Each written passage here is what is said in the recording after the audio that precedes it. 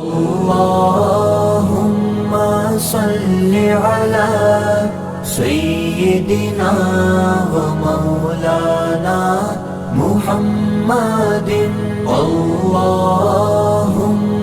صل على سيدنا.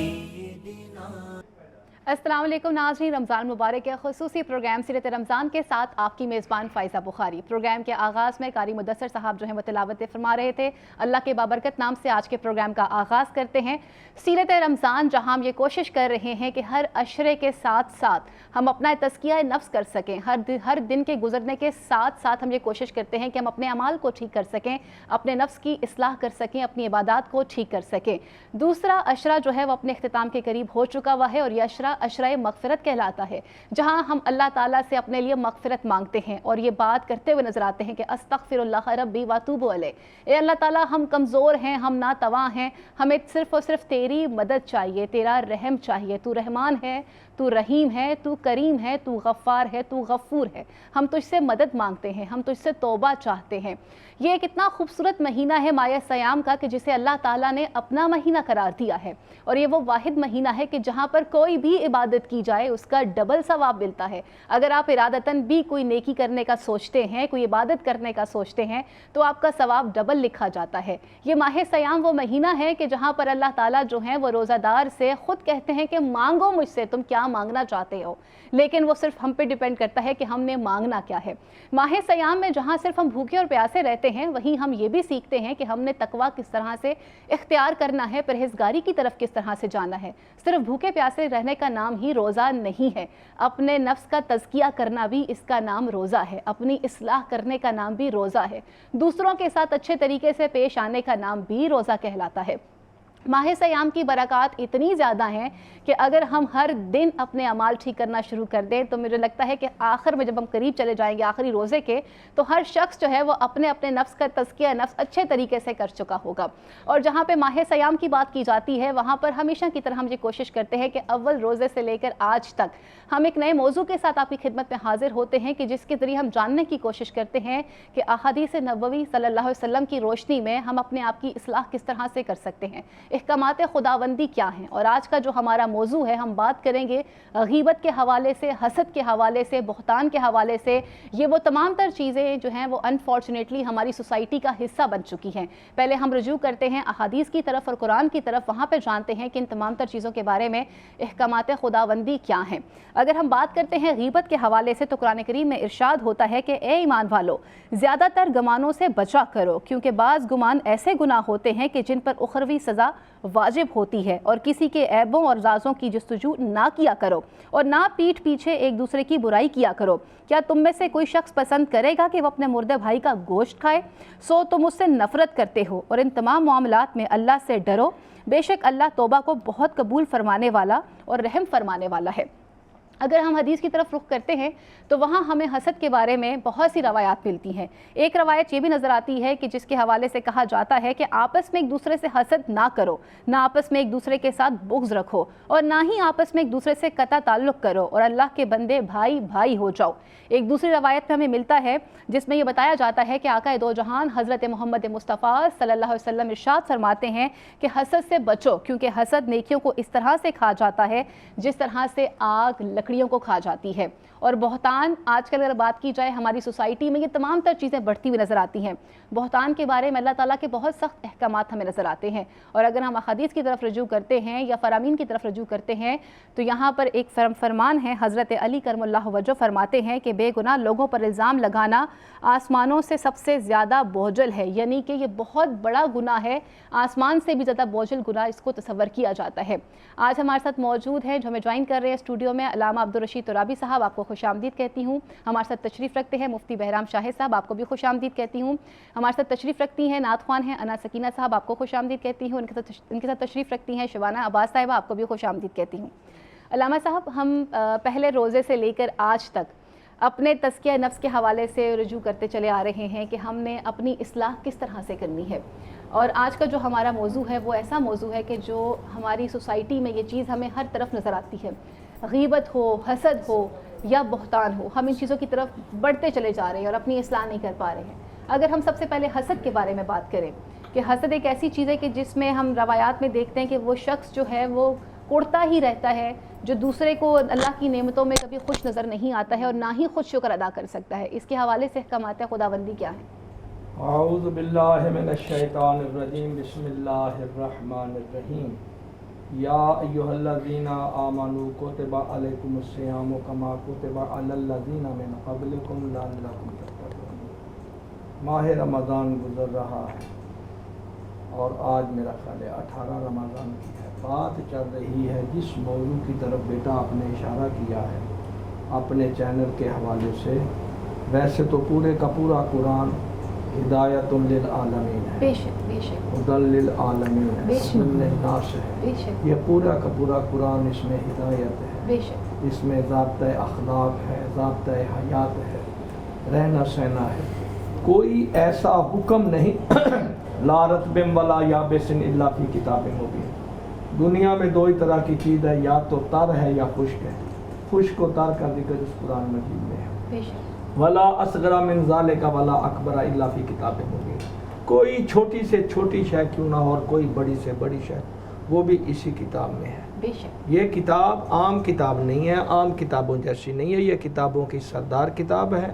جس نبی پر اترا وہ بھی نبیوں کا سردار ہے، جو فرشتہ لایا وہ فرشتوں کا سردار ہے، بہت خوب۔ اور جس گھرانے پر لایا وہ گھرانوں کا سردار سبحان ہے۔ اللہ سبحان اللہ۔ بات کر رہی ہیں کہ آپ نے جس موضوع کی طرح حسد، غیبت، یہ چیزیں بھی ہیں پشت کے پیچھے کرنا، یہ سورۃ الحجرات جی اس خاص کر اس میں زیادہ احکام ہیں۔ جی بالخصوص یہ جو تقریباً 11ویں 12ویں آیت ہے جس کا خلاصہ آپ نے بیان جی کیا ہے کہ اللہ تعالیٰ انسان کو رہنے کا طریقہ بتا رہا ہے کہ آپ نے کس طریقے سے رہنا ہے۔ پہلے میں اس کی طرف اشارہ کروں، حضرت امام محمد باقر علیہ السلام جو فرزند رسول ہیں، آل رسول ہیں، آل محمد و آل محمد ہیں، انہوں نے ہمیں سب سے پہلے دنیا میں رہنے کا طریقہ بتایا۔ اپنے سے بڑے کا احترام کرو، اس لیے وہ تجھ سے بزرگ ہے، ایج میں زیادہ، اس کی نیکیاں زیادہ ہیں۔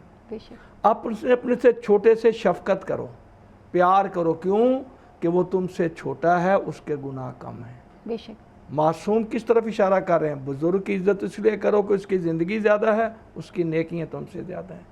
چھوٹے سے پیار کرو، شفقت کرو، ان سے لاڈ کرو، اس لیے کہ اس کی زندگی تھوڑی گناہ سے چھوٹا ہے۔ بالکل یہ دیکھو رہنے کا طریقہ جو اللہ کی طرف سے ہادی بن کر آتے ہیں نا، وہ ہماری طرح نہیں ہوتے۔ بے شک ان کی زندگی، ان کا ہر پہلو، یہی نبی اکرم حضرت محمد مصطفیٰ، ہر نبی نے کوئی نہ کوئی امتحان دیا، مصیبتیں، تکلیفیں اٹھائی۔ ساری کائنات کی تکلیفیں ہیں تو اس خاتم النبی پر ہیں، ساری تکلیفیں، ساری اذیتیں جو بھی ہیں، اس کے باوجود نبیوں کے سلطان، خلق عظیم کے پیکر ہیں۔ بے شک بے شک کوئی وعدہ کرتا ہے، نبی وعدے پر پورے ہیں، وہ نہیں پورا اترتا، کہا یہی تو میرا فرق ہے، جو وعدہ میں نے پورا کرنا بے ہے۔ شک اور وعدے کے بارے میں یہی فرمایا ہے، ہم وعدے کو ٹالنے کے لیے جھوٹ کا سہارا لیتے ہیں، بالکل ایک نہیں پھر 9 جھوٹ اور بولنے پڑتے ہیں۔ تو حضرت مولا علی علیہ السلام فرماتے ہیں لا دین لمن لا عہد لہ، جو انسان اپنے عہد کا پورا نہیں کرتا اس کے دین کا کیا اعتبار کرنا ہے، اس کا کوئی دین نہیں ہے۔ اب ان آیات کی طرف 10ویں آیات اور 11ویں، اللہ ہم سب کو دیکھو ہے، ہم میں یہ خبائث، بالکل ہم میں یہ رذائل ہیں، ہم میں یہ وہ چیزیں ہیں جو نہیں ہونی چاہیے، لیکن اللہ کی ذات اس قرآن میں کیا ارشاد، یا ایھا الذین آمنو، اے ایمان والو۔ یعنی اب یہاں مشرکین کو مخاطب نہیں ہے، ہاں جی، کافروں کو مخاطب نہیں ہے ذات خدا، ایمان والوں کو مخاطب ہے کہ آپ ایمان لے آئیں۔ جی صرف ایمان لانا کافی نہیں ہے، اگر ایک چیز ایمان ہی لانا کافی ہوتا تو مشرکین مان لیتے ہم 360 یا 3 بتوں کو مان رہے ہیں تو ایک خدا منوار ہے، وہ بھی جانتے تھے جس کو ایک منوار ہے نا اس کے پیچھے اس کے احکام بھی ماننے پڑیں گے۔ اب یہاں بھی اللہ تعالیٰ یہی فرما رہا ہے، اے ایمان والو، تم اپنے جس معاشرے میں رہتے ہو، تمہارے مرد دوسرے مردوں پر برا گمان نہ کریں، چلو مرد کرتے ہیں نہ کرو، اور عورتوں کو بھی اے ایمان والی ہو، تم بھی اپنی جہاں پارٹی بنا کر بیٹھتے ہو نا دوسری پارٹی والوں کو برا بھلا نہ، ہو سکتا وہ تم سے اچھے ہوں، وہ مرد بھی تم سے اچھے ہوں، وہ عورتیں بھی تم سے اچھی ہوں، پھر تم ان کو برے القاب سے نہ پکارو، برے القاب سے۔ ایک ہوتا ہے اسم، ایک ہوتا ہے لقب، اور لقب پھر آگے اقسام ہیں، تو اب برے القاب سے نہ پکارو. مثلا وہ کون آیا تھا, آپ اس کا ایسا اشارہ کرتے ہیں جو اس میں ہے لیکن اس کو برا لگتا ہے. کون ہے وہ؟ کبڑا آیا تھا, اب نام نہیں لے رہے. آپ اس کی ایسا لقب یا ایسی اس کی کیفیت بتا رہے ہیں جس سے اس کا دل دکھتا ہے, تو فرمایا ایسی بات مت کریں, یہ بھی اللہ کو پسند نہیں ہے. پھر برے القاب سے نہ, یعنی پورا ضابطۂ حیات بھی ہے, ضابطۂ اخلاق بھی ہے ان 2 آیات میں سورۃ الحجرات میں. پہلے تو یہ بتایا جب کسی کے گھر جاؤ تو آپ نے کس طرح جانا ہے, بالکل آداب بتا دیے, طریقہ بتایا, بالکل بتایا, بالکل طریقہ بتایا. ایسے لوگ اجڑ تھے, ہیں جی, کلمہ پڑھ کر بھی اتنے اجڑ تھے. پڑھو سورۃ الحجرات کی تفسیر, لکھتے ایسی اونچی اونچی آواز میں کہتے تھے کہ اللہ تعالیٰ کو پسند نہ آیا, اور کہا اگر تم ایسے اونچا بولو گے میں تمہارے اعمال بھی حبط کر لوں گا, تم مرو گے سمجھو گے میرے اعمال کے ہم 12 لے کر وہاں دیکھیں گے تیرے کھاتے میں کچھ بھی نہیں ہے. ہاں جی, ایسے نہیں ہے. اپنی آوازوں کو بھی دھیما رکھو. یہاں سے صرف نبی نہیں, ویسے بھی حکم ہے کہ جب تم کسی بزرگ سے بات کرو, ماں باپ سے بات کرو, اپنے ساس اور سسر سے بات کرو, اپنے کسی عزیز سے بات کرو, عالم سے بات کرو, استاد سے بات کرو جو آپ سے زیادہ علم والا ہے یا ان پڑھ بھی ہے, تو آپ بڑے دھیمے لہجے سے بات کریں. جو دھیمے لہجے میں بات اثر کرتی ہے نا, وہ غصے والی نہیں ہے. جیسے جیسے آپ کے سوال آئیں گے انہی آیات کی روشن میں جواب بہت خوب فرمایا آپ نے. اور اگر ہم دیکھتے ہیں شائستہ لہجے کے حوالے سے, تو مفتی صاحب جو تبلیغ اسلام ہوئی ہے, وہ جیسے کہا جاتا ہے نا کہ ابھی جیسے ترابی صاحب نے کہا کہ آپ وہ ہیں جو خاتم النبیین ہیں اور آپ خود محبوب خدا ہیں. آپ نے وہ چیزیں پہلے کی جو بعد میں ہم نے دیکھا کہ قرآن میں نازل ہوتی ہیں. آپ نے اپنے عمل سے ظاہر کیا, لوگ آپ کے پہلے پریکٹیکل سے متاثر ہوئے, اسی لیے لوگ آپ کی طرف بڑھتے چلے آئے, اور ہم نے دیکھا کہ لوگ اسلام بھی قبول کرتے رہے کہ ہم نے شائستہ زندگی کس طرح سے گزارنی ہے. یہ اسوائے حسنات جو ہیں یہ ہمارے لیے مشعل راہ ہیں, لیکن نہ چاہتے ہوئے یہ کہنا پڑتا ہے کہ آج ہم ان تمام تر چیزوں سے بہت دور ہیں. اگر ہم غیبت کی بات کر رہے ہیں, غیبت کے بارے میں کتنا اللہ تعالیٰ نے جو ہے وہ ایک سخت قسم کا آپ کو فرمان جاری کر دیا قرآن پاک میں. پھر ہمیں احادیث بھی نظر آتی ہیں کہ کسی کی غیبت کرنا ایسے ہے کہ جیسے اپنے مردہ بھائی کا گوشت کھانا ہے. آج اگر ہم اس غیبت پہ بات کر رہے ہیں, اس غیبت کے حوالے سے آپ کیا کہتے ہیں کہ ہماری اصلاح کس طرح سے ہو سکتی ہے, اور اس کے حوالے سے مزید احکامات خداوندی یا احادیث نبوی کیا فرق کہتی ہیں؟ بسم اللہ الرحمن الرحیم. تمام تعریفیں اس اللہ کے لیے جو ایسا اول ہے جس کی ابتدا نہیں, اور ایسا آخر ہے جس کی انتہا نہیں. درود و سلام کے گجرے نچاور ہوں سستی پر جو وجہ تخلیق کائنات ہیں, اور آپ صلی اللہ علیہ وآلہ وسلم کی وساطت سے آپ کی جمیع آل اور جمیع اصحاب پہ. سب سے پہلے تو جو آج کا ٹاپک ہے, چونکہ آج کا عنوان نہیں, آج کے عناوین ہیں جی, حسد ہے, غیبت ہے, بہتان ہے, اور غیبت کے ساتھ ساتھ چغلی بھی لگے گا ساتھ, کیونکہ یہ تقریباً قریب ہے. سب سے پہلے میں ایک جملے میں سمجھا دوں کہ ان میں فرق کیا ہے یا کیا ہے. حسد کا معنی یہ ہے کہ ہم کسی کو کسی نعمت میں دیکھیں کہ اللہ نے کسی کو کوئی نعمت عطا کی ہے, اور دل میں یہ ارمان آ جائے کہ وہ اس سے چھن جائے اور مجھے مل جائے. آسان لفظوں میں حسد کی تعریف یہ ہے کہ رب کی تقسیم سے اختلاف کرنا. اچھا, غیبت کا معنی یہ ہے کہ اپنے بھائی کے بارے ایسی بات کرنا جو اس میں ہے, یعنی کہ اس کی برائی بیان کرنا, ایسا عیب جو اس میں ہے, یہ غیبت ہے. اور اگر اس میں وہ عیب نہیں ہے تو یہ بہتان ہے. اور چغلی کا مطلب یہ ہوتا ہے کہ ادھر کی بات ادھر لگائی, ادھر کی بات ادھر لگائی, تاکہ دونوں کے درمیان لڑائی جھگڑے ہوں. کچھ لوگ ہوتے ہیں نا, ان کا ہاضمہ خراب ہوتا ہے, ان کی عادت ہوتی ہے کہ وہ ادھر سے ادھر کر دیا, ادھر سے ادھر کر دیا. اب جس طرح غیبت کے حوالے سے تو قرآن میں آ گیا کہ اپنے مردہ بھائی کا گوشت کھانا. حسد کی برائی یوں آ گئی, حضور علیہ الصلوۃ والسلام نے فرمایا کہ اس سے نیکیاں یوں ضائع ہو جاتی ہیں جس طرح سوکھی لکڑی کو آگ جلا دیتی ہے, کہ سوکھی لکڑی پر اگر آگ لگ جائے تو آگ بجھنے سے پہلے لکڑی ختم ہو جاتی ہے. اور اسی طرح بہتان کی سزا جو لگائی گئی ہے وہ 80 کوڑے ہیں, اور دوسری سزا یہ ہے کہ وہ تا ابد ہمیشہ کے لیے گواہ بننے کی صلاحیت ختم کر دیتا ہے. قرآن نے کہا ایسے آدمی کی دوبارہ کہیں گواہی قبول نہیں کی جائے گی. اور دیکھیں نا, کیوں نہ اللہ رب العزت یہ فیصلہ فرماتا, نبی مکرم صلی اللہ علیہ وآلہ وسلم نے نا بندہ مومن کی ایک شان بیان کی, اور آپ نے فرمایا بندہ مومن وہ ہوتا ہے جو ایک سوراخ سے 2 دفعہ ڈسا نہیں جا سکتا, اور وہ اسی لیے بیان کیا. اچھا, اب چونکہ آپ نے اسپیسیفک پوچھا غیبت کے حوالے سے, تو غیبت جو ہے نا, اس سے بچنا بڑا مشکل ہے, اور اس کی جو سزا ہے نا, یہ وہ گناہ ہے جو ہم اللہ سے توبہ کریں گے تو معافی نہیں ملے گی, جب تک وہ بندہ معاف نہ کرے جس کی غیبت کی ہے. اور اس میں سے ہم میں سے کس میں اتنی زیادہ اخلاقی جرت ہوگی کہ جو کسی جا کے کی معافی غیبت مانگے. کرے اور پھر اس کے بعد جو جا کے اس کو بتائے کہ میں نے تمہارے بارے میں یہ بات کی تھی، اب مجھے تم معاف کر دو. اور دیکھیں ایک غیبت کی معافی اتنی مشکل ہے، اور صبح سے شام غیبتیں، پھر ادھر جا تو ادھر جا تو. ہم نے بہت سے مسائل اپنے لیے خود پیدا کیے. نبی مکرم صلی اللہ علیہ وآلہ وسلم کا ایک فرمان ہے، وہ ہم سب کو ذہن میں رکھنا چاہیے. غیبت کرنے والا بات بڑھا چڑھا کر بیان کرتا ہے، بالکل وہ اس میں مرچ مسالے ضرور لگاتا ہے. 2 حدیثیں ذہن میں رکھیں. حضور علیہ الصلوۃ والسلام نے فرمایا آدمی کے جھوٹا ہونے کے لیے، اور ایک حدیث میں کذاب کے لفظ ہے. کذاب آپ سمجھتے ہیں سب سے بڑا جھوٹا، سب سے بڑا جھوٹ. یہ سپرلیٹو ڈگری ہے جی. کذب کی. آپ نے فرمایا کذاب ہونے کے لیے یہی کافی ہے کہ سنی سنائی بات کو آگے کر دو بغیر تحقیق کے. سورہ نساء اللہ فرماتا ہے کہ جو کو بات کرو اس پہ غور و فکر کرو. اچھا دوسری جگہ پہ حضور علیہ الصلوۃ والسلام ارشاد فرما رہے ہیں کہ ہمیں اس بات کو ذہن نشین کرنا چاہیے کہ اگر ہمیں کسی کے بارے میں کوئی چیز پتہ لگے کہ جو ظاہراً ایسا ہے جو اس کا عیب ہے. اچھا اب ہم کیا کرتے ہیں، اگر کسی نے آ کر بتایا نا کہ فلاں ایسا ہے، ہم یہ نہیں کہیں گے نہیں وہ ایسا نہیں ہو سکتا، میں اسے جانتا ہوں. ہم کہیں گے اچھا تبھی آج کل وہ اونچی ہواؤں میں ہے.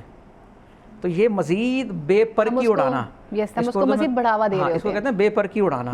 تو یقیناً اس سے نقصان ہمارے لیے ہوگا، ہماری زندگی مشکل ہو جائے گی. ہم اور حضور علیہ الصلوۃ والسلام نے فرمایا اگر ہم کسی کے بارے ایسی بات کہیں جو اس میں نہیں، تو کہنے والا تب تک نہیں مرے گا جب تک خود اس میں مبتلا نہیں ہو جائے گا. تو اس سے بڑھ کر سزا کیا ہوگی کہ ہم یہ مکافات عمل کے دور میں رہتے ہیں، اس دنیا میں رہتے ہیں، ہم خود اس میں مبتلا ہو جائیں گے. تو لہٰذا میں چاہتا ہوں کہ اس میں مبتلا ہوں، یقیناً نہیں. تو اس کا مطلب یہ ہے کہ مجھے اپنی، اور مسلمان کی تعریف کیا کی گئی، جس کی زبان اور ہاتھ سے دوسرے محفوظ رہیں. بالکل. تو زبان سے محفوظ رہنے کا طریقہ یہی ہے کہ کیوں میں اپنی زبان کو دوسروں کے عیب سے. بڑا خوبصورت کسی ایک ٹیچر نے نا اپنے شاگردوں کو مثال دی کہ سمجھایا، ایک وائٹ بورڈ پہ بلیک ڈاٹ لگایا اور کہا کیا نظر آتا ہے؟ سب نے کہا ایک بلیک ڈاٹ نظر آتا ہے. تو انہوں نے کہا سب کو چھوٹا سا کالا نقطہ نظر آتا ہے لیکن اتنی بڑی سفیدی نظر نہیں آتی. تو ہمیں بھی بسا اوقات اتنے بڑے سفید شخص کے اندر اتنی سی برائی نظر آ رہی ہوتی ہے لیکن جو چیزیں دیکھنے والی ہیں وہ نظر نہیں آ رہی ہوتی. بلکہ اس کو یوں بھی کہا جا سکتا ہے کہ جہاں آپ کی نیکیوں کا اتنا بڑا انبار ہوگا نا، تو وہاں آپ کا جو ایک بھی گناہ ہوگا وہ اس بلیک ڈاٹ کی طرح نظر آ جائے گا، اور اس کو کس طرح سے ختم کرنا ہے. اسی لیے کہا جاتا ہے کہ کم بولا جائے، اور اگر جب بھی بولا جائے تو سوچ سمجھ کر بولا جائے، بنا سوچے سمجھے بات نہ کی اس جائے. پہ میں ایک جملہ صرف کہوں گا، جب تک ہم بولتے نہیں نا ہم مالک ہیں، لفظ غلام ہیں. جب بول دیتے ہیں پھر مالک لفظ بن جاتے ہیں اور ہم غلام ہو جاتے ہیں. اور مولا علی نے کہا نیزے کا زخم بھر جاتا ہے، زبان کا زخم کبھی نہیں بھرتا. اور یہ مولا علی کا ایک اور فرمان بھی، وہ کہتے ہیں نا کہ یہ جو آپ کا کریکٹر ہے نا، بلکہ آپ سمجھیں کہ آپ کی جو زبان ہے نا یہ ایک تالا ہے، اور آپ کا منہ جو ہے وہ ایک دکان کی مانند ہے، اور جیسے ہی یہ زبان کھلتی ہے یہ تالا کھلتا ہے، وہ پتہ بتا دیتا ہے کہ آپ کون ہیں، کیا ہیں، اور آپ کے پاس کیا صلاحیت ہے. ہم بات کر رہے ہیں حسد کے حوالے سے، غیبت کے حوالے سے، بہتان کے حوالے سے بات کر رہے ہیں. علماء اکرام ہمارے ساتھ موجود ہیں، ہم اپنی اصلاح بھی کرتے رہیں گے، لیکن ہمارے آج کے پروگرام کا فارمیٹ جو ہے ہم اس سے بات کریں تو اگر تو شبانہ عباس ہمارے ساتھ موجود ہیں. شبانہ، آقا دو جہان حضرت محمد مصطفیٰ صلی اللہ علیہ وسلم کی خدمت میں جو ہے کوئی نظام عقیدت پیش کریں آپ. صلی علی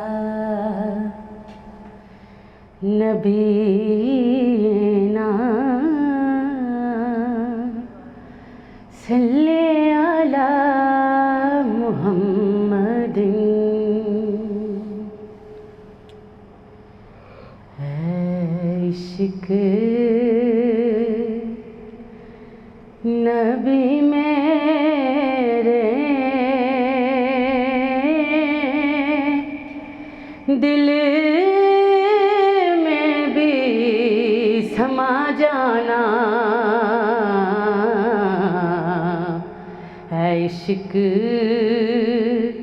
نبی میرے دل میں بھی سما جانا. مجھ کو بھی محمد کا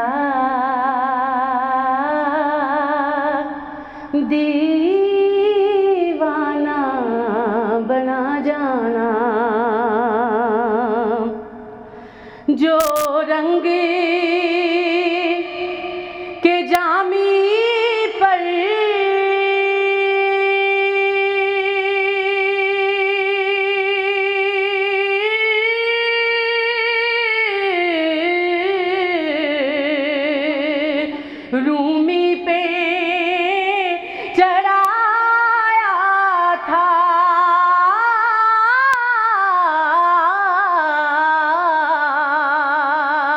रूमी पे चढ़ाया था, उस रंग की कुछ रंगत मुझ पे भी चढ़ा जाना, मुझको भी मोहम्मद का दीवाना बना जाना। जिस ख्वाब में हो जाए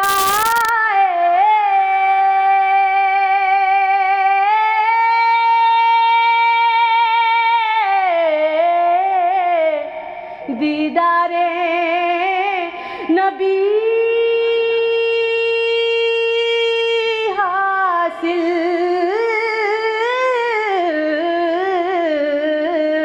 दीदारे नबी हासिल,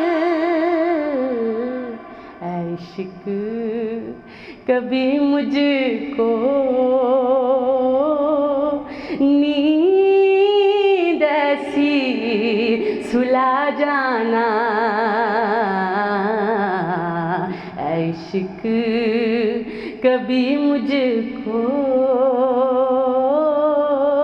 नींद ऐसी सुला जाना, मुझको भी मोहम्मद का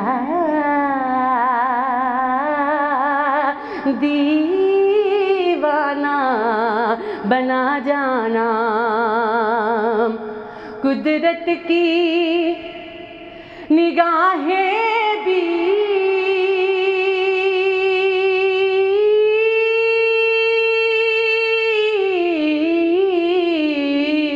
जिस चेहरे को तकती थी,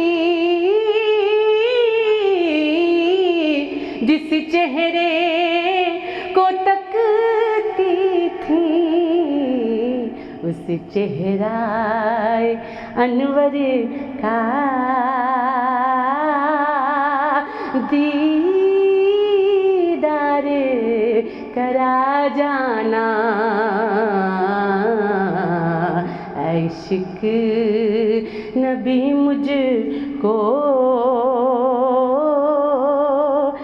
इश्क नबी मेरे दिल में भी समा जाना। सुभान अल्लाह, सुभान अल्लाह, सुभान अल्लाह। ये इतनी खूबसूरत बात आपने कही ना कि हमारे दिल में वो इश्क समा जाए। अगर वो समा जाए ना तो हमारी इस्लाह खुद ब खुद हो जाए, हम इतने शाइस्ता हो जाएं, हम इतने बेहतरीन इंसान बन जाएं कि जिसके बारे में ख़ुद अल्लाह ताला के अहकामात हमें कुरान पाक में मिलते हैं, जिसके बारे में ख़ुद उसवा हसना नज़र आती है, और हम उनकी तारीफ़ ख़ुद कैसे बयान कर सकते हैं जिनकी तारीफ़ तो ख़ुद अल्लाह बयान करता है, जिनकी तारीफ़ तो ख़ुद अल्लाह के फ़रिश्ते बयान करते हैं, जिन पर ख़ुद अल्लाह और अल्लाह के फ़रिश्ते जो हैं दरूद भेजते हैं। और हम उनकी तारीफ़ कैसे बयान कर सकते हैं कि जो ख़ुद वजह वजूद खल्क़े का तख्लीक़ कायनात है, आपकी वजह से इस कायनात को तख्लीक़ किया गया है। और हम आपकी तारीफ़ क्या बयान कर सकते हैं कि, और आपकी आल की तारीफ़ हम क्या बयान कर सकते हैं कि आपकी वजह से आज हम इस बात पे शरफ़ हासिल करते हैं, अपने आप को बड़ा महबूब समझते हैं, आला समझते हैं। इसमें हमारा कमाल नहीं है कि अल्लाह ने हमें आपका उम्मती बनाया है। अल्लामा साहब, हम अगर बात करते हैं गीबत के हवाले से तो हम देखते हैं कि कुछ इस्लाम में ऐसी चीज़ें भी नज़र आती हैं कि जिन मौक़ों के ऊपर गीबत करना जायज़ है, जिसमें एक हमें नज़र आता है कि अगर जुल्म को दूर करने के लिए किसी ऐसे शख्स के सामने गीबत करना पड़े जिससे जुल्म दूर हो जाए, उससे काबू पाया जाए, तो वो गीबत जायज़ नज़र आती है। फिर दूसरी जगह पे हमें नज़र आता है कि तग़य्युर मुनकर की नीयत से कुदरत रखने वाले के सामने भी गीबत करना जो है वो जायज़ है। इसी तरह से एक और हमें हुक्म नज़र आता है कि शरई हुक्म मालूम करने के लिए मुफ्ती के सामने भी गीबत करना जायज़ है। इस पर ज़रा रोशनी डालिएगा। मेरा ये लफ्ज़ गीबत से इख्तिलाफ है जी। इसको तौरिया कहते हैं, किनाया कहते हैं, इसके लिए और भी अल्फाज हैं। जहाँ तक ताल्लुक़ है दो दोस्तों के दरमियान, खामन बीवी के दरमियान सुलह करवाने के लिए, तो वहाँ लफ्ज़ गीबत नहीं है, कोई और लफ्ज़ आया हदीस में। जी, ठीक है ना जी। کہ وہ حالانکہ انہوں نے تعریف نہیں کی وہاں جا کر کہہ دیں بیگم صاحبہ آپ تو ناراض ہو رہی ہیں، وہ تو اتنے مجمع اتنے خاندان میں آپ کی تعریف کر رہے تھے. ہاں جی میں تو نہیں سمجھتا آپ کیا کہہ رہی ہیں. یا اگر دو میاں اگر بیوی پھر ناراض وہ اس کے پاس جاتے ہیں تو وہ کہتے ہیں جناب آپ بیوی کے لیے یہ کہہ رہے ہیں، آپ میں گیا ہوں آپ کی بیوی مصلی عبادت پڑھ رہی رو رو کر دعا مانگ رہی تھی میرے اللہ میرے شوہر کو یہ کر میرے خاندان کو یہ کر دو. یہ چیزیں ہوتی ہیں. غیبت جو ہے اس کا توبہ کے علاوہ کوئی علاج ہی نہیں ہے. اسی صورت میں ہے 11ویں آیت سورۃ الحجرات 11ویں آیت میں لا یکتب، صرف اس کی معافی اس کے معافی مانگنے کے بعد پھر اللہ کی بارگاہ میں معافی مانگو کہ میں نے اتنا بڑا کیا. تجسس اس کے ساتھ ساتھ تجسس آتا ہے جس کو جاسوسی کہتے ہیں. جاسوسی عبادت بھی ہے، جاسوسی گناہ بھی ہے. اگر آپ نے دشمن کی طاقت دیکھنی ہے جی وہ تجسس ہے، جا کر دیکھنا معلومات کرنی ہے. ٹھیک ہے لفظ جاسوس تو بولا جاتا ہے لیکن وہ نہیں ہوتا، وہ معلومات نبی خود بھیجتے رہے ہیں. ہاں جی تو اس کی معلومات لا کر بدر کے موقع پر دیکھا معلومات ہر جگہ کرنا چاہیے. بالکل ہمارے ناظرین آج کل بڑے پڑھے لکھے ہیں، وہ اشارہ بھی سمجھ رہے ہیں جو میں عرض کر رہا ہوں. ٹھیک ہے نا جی. فاسق کوئی بات کرتا ہے جس طرح کہ میرے عزیز نے کہا کہ جس پر حد جاری ہو جائے تو اس کی تا قیامت گواہی قبول نہیں ہے. جب اس کا اسلامی تاریخ میں دیکھیں گے تو ہم بڑے بڑے ایسے دیکھیں جن پر حد جاری ہوئے پھر بھی دنیا مان رہی ہے، حالانکہ اسلام کہتا ہے اجازت نہیں ہے. جس نے ایک دفعہ جو کل بھی جھوٹ بولے گا توبہ طے بھی ہو سکتا ہے لیکن اس کی بات میں شک رہ جاتا ہے. ٹھیک ہے نا جی. تو اب تجسس کرنا نیکی کے لیے ٹھیک ہے، جنگ کے لیے ٹھیک ہے نا، لیکن وہ جاسوسی کر کے اس کے عیب ڈھونڈنے اس کے یہ کرنا وہ کرنا اسلام اس کی اجازت نہیں دیتا. لا تجسسوا، مت تجسس کرو. لفظ تجسس جاسوس میں آ جاتا ہے لیکن اس کی کیفیات نوعیات دیکھی جائیں گی کہ کہاں کہاں استعمال ہوتا ہے. قرآن مجید میں صرف سورۃ الحجرات میں یہی تو اخلاقیات بتائے جا رہے ہیں، اسی پر تو ہمیں چلنا چاہیے. جی بالکل. حسد کرے گا تو اپنا نقصان کرے گا. وہ ایک ہمارے بزرگ تھے وہ کہتے تھے جھوٹ نہ بول اے عقل دی دشمن ہے، حسد نہ کر اے شکل دی دشمن ہے، دمبی سٹی فصل دی دشمن ہے، جھوٹی عورت پاک نسل دی دشمن ہے. تو یہ ایک بزرگوں کا طریقہ کار ہے. آپ اگر حسد کریں گے تو اس کا تو کچھ نہیں جائے گا، اپنے آپ کو جلا رہے ہیں. اس لیے کہا جاتا ہے ماشاء اللہ سبحان اللہ، دینے والا کریم ہے، بالکل دینے والا قادر ہے، محتاج نہیں ہے، اس کے خزانے میں کوئی کمی نہیں ہے. وہ خود فرماتا ہے کن تو کنزن مخفیان، میں تو ایک چھپا ہوا خزانہ ہوں. اللہ کے پاس کتنے خزائن ہیں، کتنی چیزیں ہیں ہم سوچ نہیں سکتے. تو یہاں یہ کہہ ماشاء اللہ، رش کر، خوشی منا. تیری یہ ادا جب تو وہ دیکھ کر اللہ کی حمد کر رہا ہے، تعریف کر رہا ہے تو اللہ تجھے بھی دے گا. نہ کہ تو یہ کر کے جس طرح کہ میرے یا اللہ اس کا تو حقدار اس میں تو یہ بھی ہے یہ بھی، اس کے 100 عیب بیان کر، اس کو اتنا مجھے کیوں نہیں دیا. ایسے نہیں ملے گا. جلنے والے کا منہ کالا، اس کو کچھ نہیں ملے گا. اسی طرح یہ جو غیبت ہے، غیبت جو ہے اس کی تو بغیر توبہ معافی اپنی معافی کی کوئی چیز نہیں ہے. اور وہ بھی معافی یہ نہیں ہے کہ آپ روزہ توڑا ہے تو اس کا ہے یا تو تم 30 روزے 60 روزے رکھو، یا تم اپنا جناب والے غلام آزاد کرو، یا تم 60 مسکینوں کو کھانا کھلاؤ. یہ اس کا کفارہ ہے، غیبت کا کفارہ نہیں ہے. غیبت کا کفارہ روزے کا کفارہ ہے، نہ رکھنے کا، توڑنے کا، غلطی ہونے کا. اس کا تو نہیں ہے. اس کا تو یہی علاج ہے کہ اس سے معافی مانگ اور پھر یہ کر. اور پھر یہ آپ دیکھو نا جی جو لوگ ایمان لائے تھے. اب یہاں پر میں ایک اور بات عرض کر دوں، میرا خیال یہ 14ویں آیت ہے. وَقَالَتِ الْأَعْرَابُ آمَنَّا قُلْ لَمْ تُؤْمِنُوا، کہا عرب کے بدیوں میں یا رسول اللہ ہمیں ایمان لائے. انہوں نے کہا لا الہ الا اللہ پڑھ لیا بس ہم سب کچھ ہو گئے ہیں. لا الہ پڑھ لیا سب کچھ ہو گئے ہیں. یہ قرآن کی آیت ہے بیٹا، کوئی حدیث نہیں ہے. حدیث میں تو مولوی ڈنڈی بھی مار جائے گا نا، کیونکہ حدیث کی 7 قسمیں 67 تک میں نے پڑھی ہیں. حدیث اس میں بڑا کچھ کلو کال ہوتی ہے. قرآن کی آیت میں کیا کریں گے؟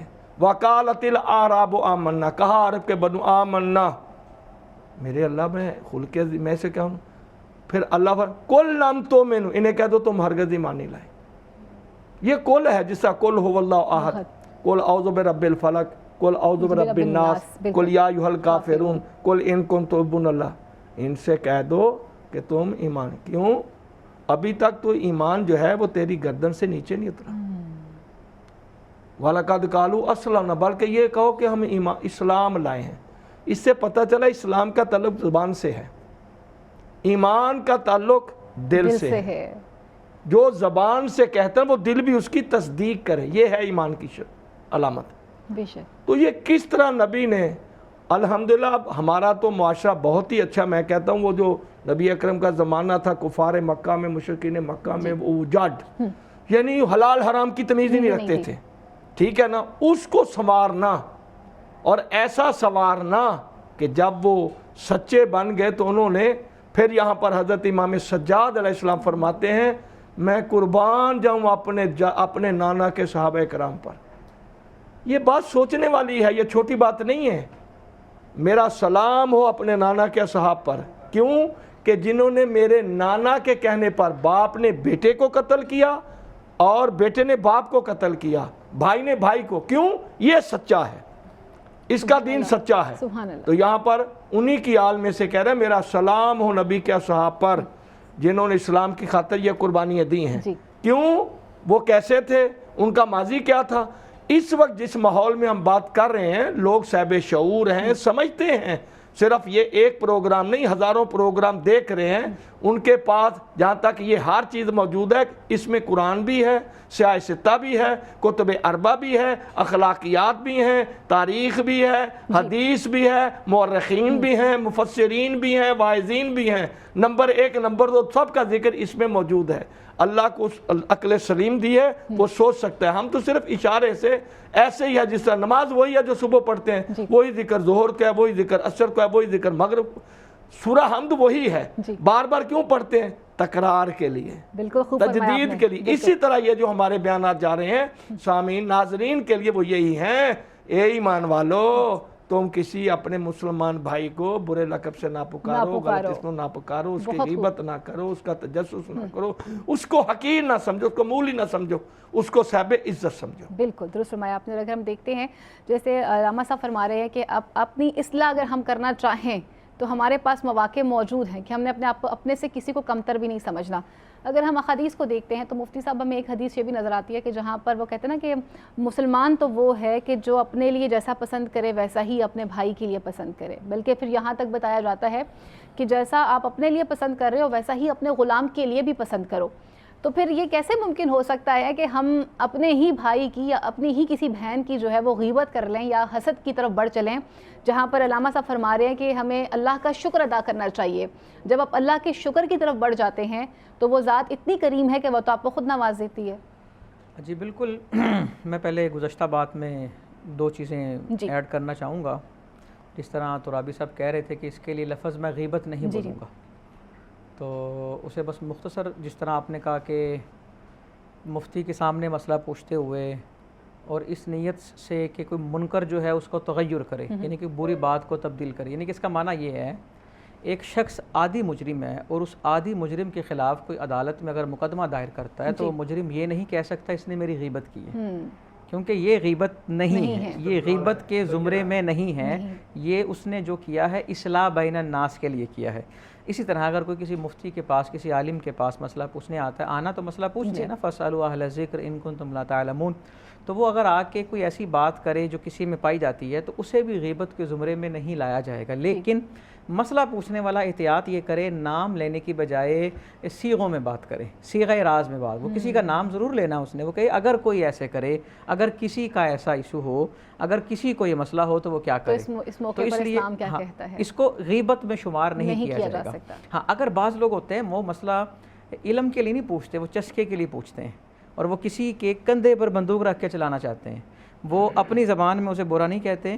وہ اب مثال کے طور پہ شادی کا موقع ہے, ٹیبل پہ بیٹھے ہیں سارے, وہاں پر کیا ضرورت ہے بحث کرنے کی کہ کس کا جنازہ پڑھنا چاہیے کس کا نہیں پڑھنا چاہیے, یہ کام کرنا چاہیے نہیں کرنا چاہیے. کوئی صاحب علم شخص آیا آ کے کہا حضرت جی آپ کی کیا رائے ہے, وہ کہے گا جی میری یہ رائے ہے, تو وہ اگر وہ بندے جنہوں نے یہ مسئلہ چھیڑا ہے وہ یہ نہیں کہیں گے انہوں نے ہماری تصدیق کی ہے, وہ کہیں گے وہ یہ کہتے ہیں, اور وہ سارا رخ جو ہے نا وہ ان کے کندھے پہ رکھ کے چلا دیں گے. تو لہٰذا ہمیں استعمال بھی نہیں ہونا چاہیے, ہمیں ساری چیزوں کو مد نظر رکھنا چاہیے. المختصر خلاصہ یہ ہوا, جو کام اصلاح بین الناس کے لیے کیا جائے جس کے نتائج اچھے ہوں اس کو پھر ہم اس زمرے میں نہیں لائیں گے. اور اگر ہم اسے سم اپ کرتے ہیں تو ہمیں یہ لگتا ہے کہ وہی بات آ جاتی ہے کہ زبان کا جو استعمال ہے وہ بہت سوچ سمجھ کر کرنا چاہیے, اور یہ بھی دیکھنا چاہیے کہ ہم نے اگر اصلاح بھی کرنی ہے, نیت زبان کا استعمال سوچ سمجھ کے. لفظ آتش فشان نہیں ہوتے, لہجے آگ لگا دیتے ہیں. تو لہجے فیصلہ کرتے ہیں نیت کے. ہم کہتے ہیں نا مجھے پتہ لگ رہا ہے تم کہاں سے بول رہے ہو, اور مجھے پتہ لگ رہا ہے تم میں کون بول رہا ہے, یہ اس کی نیت کی طرف اشارے ہوتے ہیں. تو عمل کا دار و مدار ویسے ہی نیت پر ہے. اب وہ جو بات آپ نے دوسری کی کہ ایمان والا وہ ہے جو بھائی کے لیے وہی سٹینڈرڈ رکھے جو اپنی ذات کے لیے رکھتا ہے. قرآن نے تو واضح طور پر کہا, 4 سپارے کی پہلی لائن کا معنی یہ ہے کہ نیکی تب ہی ملے گی جب محبوب چیز خرچ کرو, اور اپنے سے ماتحت لوگوں کے لیے بھی معیار وہی ہونا چاہیے. جب ہم معیار کم رکھتے ہیں نا تو اس کا مطلب یہ ہے ہم نے انہیں اپنے سے کم سمجھا, حقیر سمجھا. حالانکہ اللہ کے ہاں حقیر وہی ہے جس میں تقویٰ کم ہے, اور اللہ کے ہاں برتر وہ ہے جس کے اندر تقویٰ زیادہ. اور بڑی خوبصورت بات ہو گئی ہے, ہر بڑے کو بھی افضل سمجھو, ہر چھوٹے کو بھی افضل سمجھو. اور بڑا خوبصورت جملہ ایک کہا جاتا ہے, کسی سے پوچھا کہ خوش قسمت کون ہوتا ہے.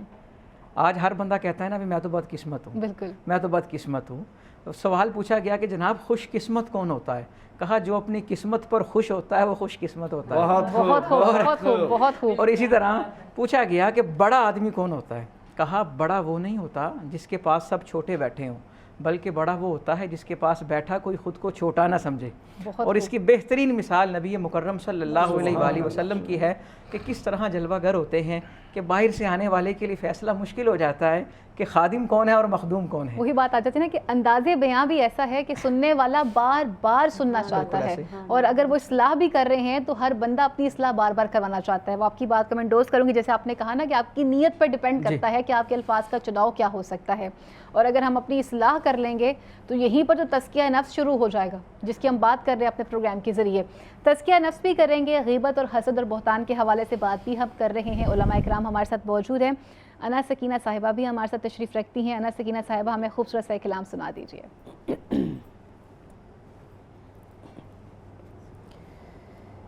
ایک میں ہی نہیں ان پر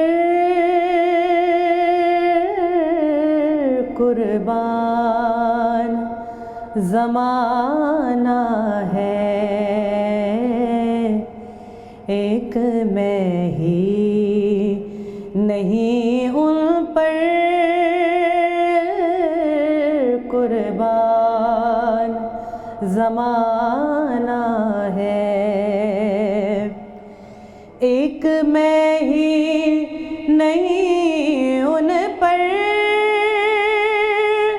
قربان زمانہ ہے, ایک میں ہی نہیں ان پر قربان زمانہ ہے, جو رب دو عالم کا محبوب یگانہ ہے, جو رب دو عالم کا محبوب یگانہ ہے. کل پل سے ہمیں جس نے خود پار لگانا ہے, کل پل سے ہمیں جس نے خود پار لگانا ہے, زہرا کا وہ بابا ہے, حسنین کا نانا ہے, زہرا کا وہ بابا ہے, حسنین کا نانا ہے, جو رب دو عالم کا محبوب यगाना है। आओ दर ज़हरा पर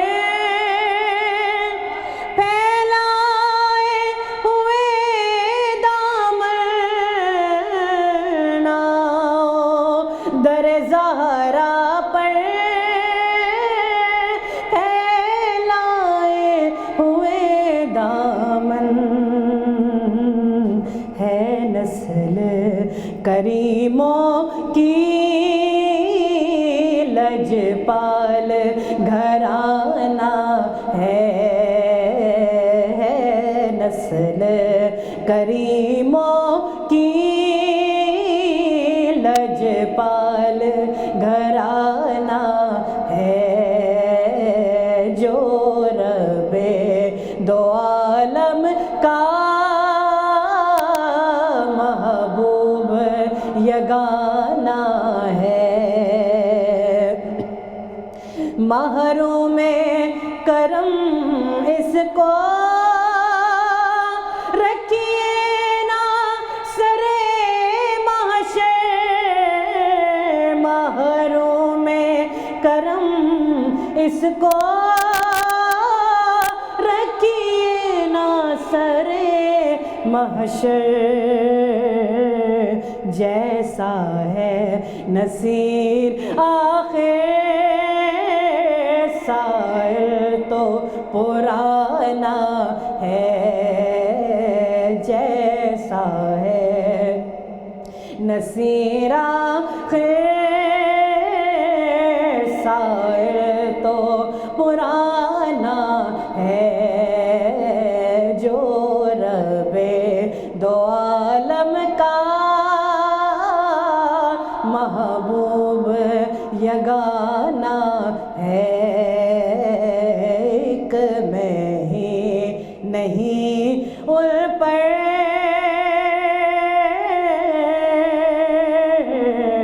कुर्बान ज़माना है। सुभान अल्लाह, सुभान अल्लाह, जज़ाकल्लाह। बहुत ही खूबसूरत कलाम पढ़ा है आपने, और जैसे आपने कहा कि वाकई में हम उनकी तारीफ़ क्या बयान कर सकते हैं कि जिनके ख़ुद आशिक होने का दावा जो है वो अल्लाह की ज़ात कर रही है, जो ख़ुद अल्लाह के महबूब हैं, तो जिसके बारे में ख़ुद खुदाई ये दावा करती हो, जो वाहदाहु ला शरीक है, जो ना किसी से जना है ना जिसके कोई औलाद है, वो वाहदाहु ला शरीक है, और जो तमाम तर कायनात का मालिक है, जिसके बारे में वो ख़ुद दावा कर रहा हो कि मैं तुम्हारा आशिक हूँ और तुम मेरे महबूब हो। हम तो सिर्फ़ और सिर्फ एक नजराना अकीदत ही पेश कर सकते हैं और उस लिस्ट में शामिल हो सकते हैं कि जहाँ उनके मुहिब्बीन का जिक्र हो, जहाँ उनके ज़ाकिरीन का जिक्र हो, हम उसमें सिर्फ शामिल होने की छोटी सी अदना सी जिसारत करते हैं। और वैसे भी उलामा साहब कहते हैं ना कि अपनी ज़िक्रों को जो है ना, अपनी महफ़िलों को इनके ज़िक्रों के साथ जो है ना वो अपनी ज़ीनत बख्शो, क्योंकि जहाँ पर इनका जिक्र होता है वहाँ अल्लाह और अल्लाह के फ़रिश्ते जो हैं वो ख़ुद दरूद व सलाम भी भेजते हैं, और वो फ़रिश्ते ख़ुद आते हैं उन महफ़िलों की ज़ीनत बनने के लिए।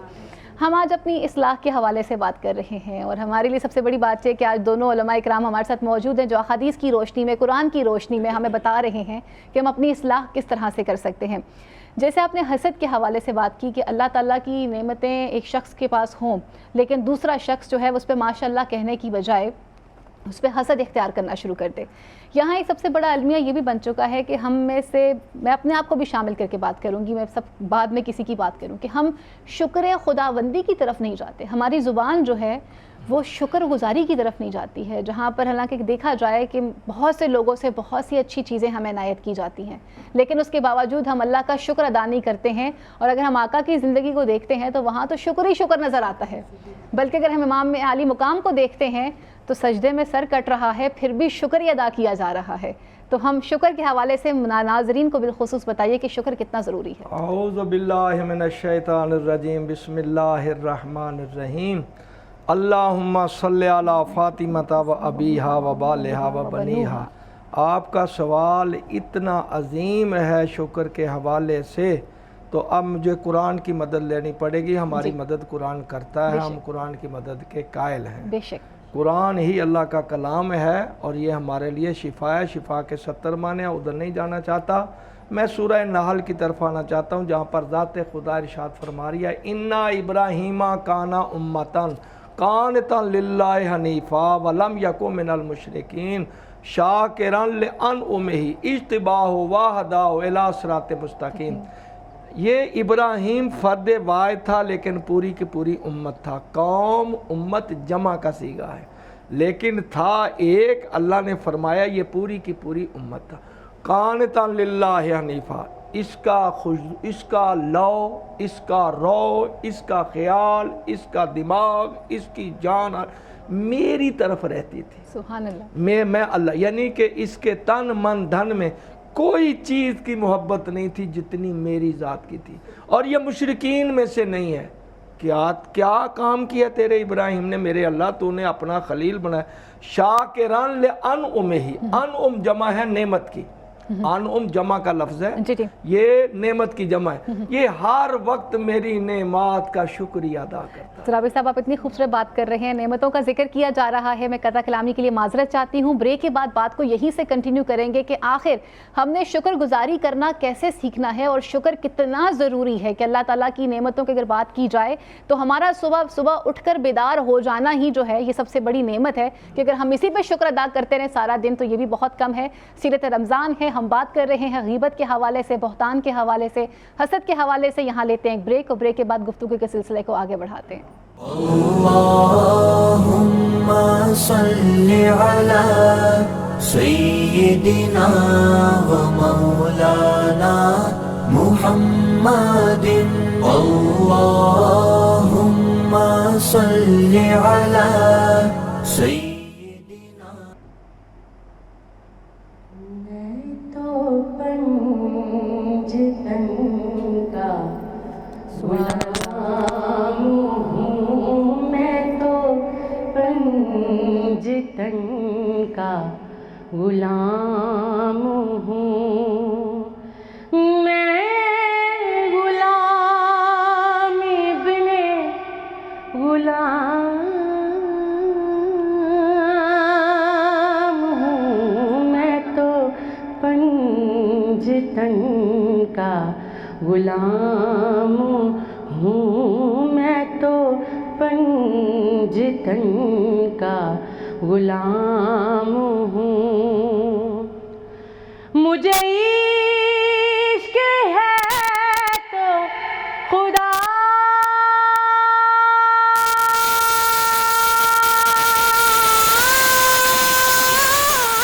से है, मुझे इश्क है तो रसूल से, ये करम है ज़हरा बतूल का, मेरे मुँह से आए महक सदा, जो मैं नाम लूँ तेरा झूम के। मैं तो पंजतन का गुलाम हूँ, मैं तो पंजतन का गुलाम हूँ। हुआ कैसे तन से वो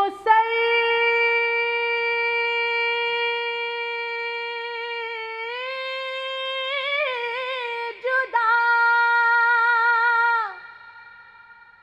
जहाँ इश्क हुआ वही करबला, मेरी बात उनकी ही बात है, मेरे सामने वही जात है, वही जिनको शेरे खुदा कहे, जिन्हें बाबे सल्ले अला कहे, वही जिनको आले नबी कहे, वही जिनको नादे अली